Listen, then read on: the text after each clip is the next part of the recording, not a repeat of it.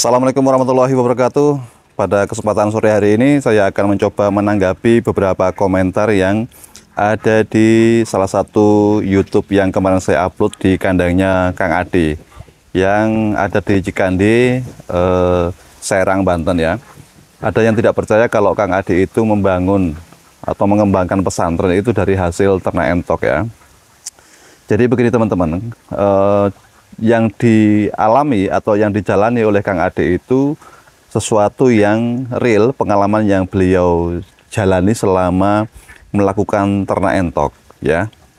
Jadi sesuatu yang saya upload di kandangnya Mas Ade, yang Kang Ade yang di Serang, Banten itu sesuatu yang real dan tidak mengada-ngada. Karena begini teman-teman, pertama perlu saya luruskan bahwa saya sedikit mengulas kembali cerita yang kemarin disampaikan oleh Kang Ade. Jadi Kang Ade itu awal mulanya memelihara entok lokal pertama kali menggunakan dana tabungan yang itu milik anaknya, anak kembar baru lahir, kemudian banyak tetangga yang memberikan amplop berupa uang, kemudian dikumpulkan untuk membeli entok lokal. Lah entok lokal itu kemudian dikembangkan, kemudian dia budidayakan, kemudian dia juga beralih ke entok Rambon. Entok Rambon selang beberapa tahun, kemudian ia itu mengembangkan budidaya entok jumbo. Dari hasil ternakan itu selama bertahun-tahun itu dananya itu disisihkan ya, disisihkan untuk membangun perlengkapan pondok pesantren yang beliau punya.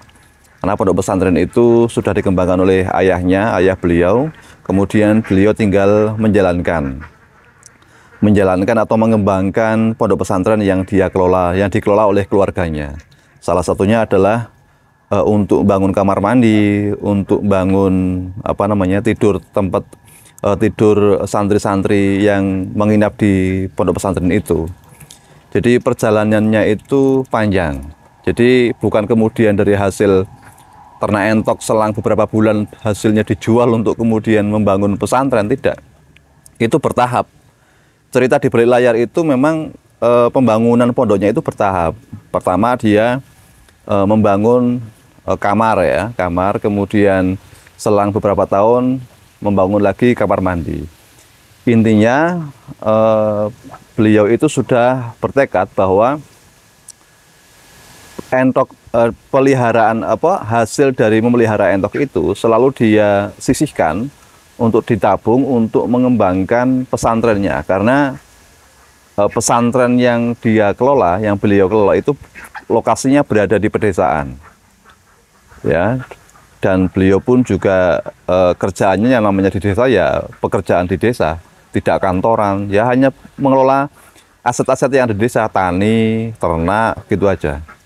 Nah itu karena niatan beliau yang cukup kuat untuk mengembangkan pesantrennya, ya apapun bisa dilakukan asal niat, kemudian uangnya ditabung, kemudian dicicil, begitu bahasa Jawanya, dicicil untuk mengembangkan pondok pesantren yang pondok pesantrennya teman-teman jangan membayangkan pondok pesantren yang megah.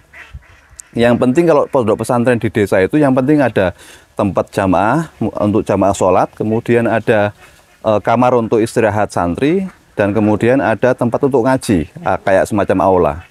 Itu saja, pun pondoknya juga sederhana, namanya pondok desa. Santri yang ngaji di tempat beliau itu sekitar 40-an lebih ya, 40-an orang, yang itu ada masih siswa SMP, ada siswa SMA, gitu ya. Itu jadi santri-santri itu kalau sore ngaji, kemudian malam juga ngaji, subuh ngaji. Kalau pagi mereka pulang, ada yang pulang, kemudian ada yang sekolah begitu, karena memang sebagian besar santrinya adalah sekolah. Jadi ceritanya jalani oleh Mas Ade yang dicerangkan di YouTube saya kemarin itu memang betul-betul real ya, tidak mengada-ngada. Tapi ya ekspektasi teman-teman jangan terlalu berlebihan. Pondok pesantrennya megah tingkat itu enggak. Ya pondok pesantren ala kadarnya, pondok pesantren desa yang penting bisa memberikan pelajaran keagamaan bagi anak-anak desa yang ada di sekitar itu. Kita patut memberikan apresiasi kepada Mas Ade di tengah kesibukannya ngajar santri, dia masih bisa beternak entok dan kemudian hasilnya untuk pengembangan pesantrennya. Luar biasa, karena Mas Adi ini cukup lama mengenyam pendidikan di pondok pesantren, kalau nggak salah berapa tahun ya, 15 tahunan cerita di saya itu. Jadi memang keluarganya keluarga santri dan kemudian saat ini beliau juga tergabung atau bergabung dengan organisasi keagamaan yaitu Nahdlatul Ulama dan apa namanya di tingkat desa ya, sehingga semangat untuk mengembangkan pendidikan agama Islam di wilayah beliau itu cukup tinggi ya, karena niatan keluarganya itu ya bagaimana agar bisa menjaga moralitas generasi muda khususnya di wilayah pedesaan agar apa ya, agar selalu ya intinya selalu ngaji, punya pendidikan agama yang mapan dan menjadi generasi penerus bangsa yang bermoral, beretika sesuai dengan tuntunan agama Islam. Jadi itu teman-teman, sekali lagi mohon maaf kalau teman-teman itu ada yang tetap nggak percaya, ya silakan saja. Tapi ini merupakan apa namanya perjuangan Mas Adi yang luar biasa, patut kita apresiasi dan patut ditiru.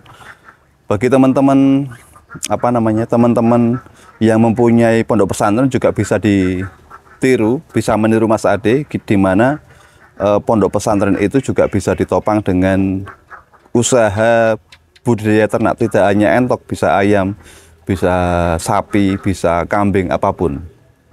Dan yang menarik lagi bahwa usaha ternak entok yang beliau jalani ini juga ditularkan ke santri-santrinya. Beberapa santri itu sudah belajar beternak entok dan menekuni usaha ternak entok. Lalu apakah rasional harga entok itu 50.000 untuk anakan jumbo? Ya bagi penghobi atau yang sudah kenal dunia entok ya itu bukan sesuatu yang mengagetkan, bukan sesuatu yang baru, karena entok jumbo hari ini memang populasinya cukup diminati dan ternyata ada yang beli. Kalau mahal, kalau nggak laku ya pasti sudah gulung tikar. Toh nyatanya juga sampai hari ini usahanya masih tetap jalan dan menurut penuturan Mas Ade ya tingkat penjualannya stabil ya, selalu diburu oleh warga di sekitar Serang, Banten. Karena memang pada saat ini untuk budidaya entok jumbo sebagian besar mereka beli anakan itu untuk bibit ya, untuk dikembangkan di kandangnya masing-masing. Sehingga saat ini permintaan anakan entok jumbo masih cukup banyak di wilayah Banten. Kalau toh nanti 5 tahun atau 4 tahun atau 2 tahun ke depan entok jumbo hobi tidak bisa laku mahal, ya dijual murah, karena yang namanya entok kan mudah dibudidayakan ya, mudah dibudidayakan. Semakin banyak orang yang membudidayakan, populasinya semakin banyak, maka harganya juga akan semakin turun. Itu sudah hukum pasar. Kita tahu dulu burung murai itu mahalnya minta ampun, tapi setelah banyak orang yang melakukan budidaya burung murai, ya harganya turun begitu. Sama lah, sesuatu yang ketika stok barangnya itu banyak, populasinya banyak, maka harga juga akan turun karena permintaannya akan juga turun. Begitu. Kira-kira itu yang bisa saya jelaskan, sehingga saya minta untuk teman-teman bisa memahami konten yang kemarin diceritakan oleh Kang Ade. Dan saya harap Kang Ade tetap semangat melakukan budidaya ternak entok di pesantrennya, dan semoga pesantren yang dikelola oleh Kang Ade di mana bisa menjadi tempat belajar bagi santri-santri wilayah desa tersebut bisa terus berkembang, bisa terus maju. Ya harapannya tidak hanya entok saja Kang, bisa mengembangkan di usaha yang lain ya. Pesantren menjadi pesantren entrepreneur juga bisa, karena santri itu juga membutuhkan pengetahuan, ilmu pengetahuan tentang dunia usaha, sehingga santri yang telah lulus atau selesai mengenyam pendidikan di pondok itu mengenal dunia usaha. Begitu, selain dia menjadi manusia yang unggul di bidang ilmu keagamaan, santri-santri diharapkan juga unggul di bidang ilmu usaha atau wirausaha, sehingga bisa lebih mandiri. Kualitas pendidikan agama Islam di pondok pesantren di desa itu tidak kalah dengan pendidikan umum ya, pendidikan umum, di mana pendidikan umum kan selalu orientasinya adalah dunia. Tapi kalau pesantren orientasinya ya akhirat, juga berorientasi pada dunia. Karena pondok pesantren itu juga sekarang banyak yang mengajarkan ilmu entrepreneur ya. Gitu teman-teman, semoga video yang singkat ini bisa memberikan gambaran bagi teman-teman. Semoga bermanfaat. Sampai jumpa di video berikutnya.